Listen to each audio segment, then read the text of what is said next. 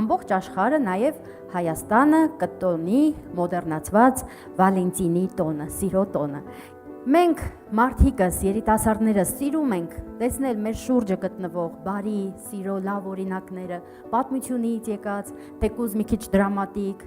որովհետև մեզ ծանոթ է սիրո պատմությունը, դեռ մենք չծնված էլ։ Գիտեք, աշխարհի վրա գոյություն ունի սիրո ամենագեղեցիկ պատմությունը։ Որևէ մեկի սիրո պատմությունը չի կարող գերազանցել այդ զույգի սիրո պատմությանը։ Դա մեր Տեր Հիսուս Քրիստոսի սերն է, ուղղված մեզ որպես իր հարսը, իր եկեղեցուն։ Երեմիայի 31-ից նայենք, թե ինչ սիրո խոսքեր է մեզ շռայլում մեր բարի Տերը։ Տերը վաղուց երևաց ինձ եւ ասաց. «Հավիտենական սիրով եմ սիրել քեզ, դրա համար ողորմությամբ քեզ դեպի ինձ քաշեցի»։ Միայն հավիտենական Աստված կարող էր ասել. «Ես քեզ հավիտենական սիրով եմ սիրել»։ Եվ դա ոչ մեկ ու ոչ մի բան չի կարող փոխել։ Ինչ էլ գործես, ինչ էլ կատարվի քո կյանքում, դու ինքդ էլ այդ սերը չես կարող փոխել։ Եվ ասում եմ, այդ սերը այնքան մեծ է, որ եթե անգամ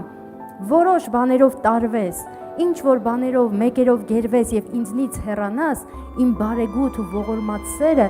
չի հիասթափվի քեզնից, չի լքի քեզ, ինքը էլի կգա ու քեզ դեպի ինձ կքաշեմ։ Այսպիսի սեր որևէ մարդ չի կարող խոստանալ։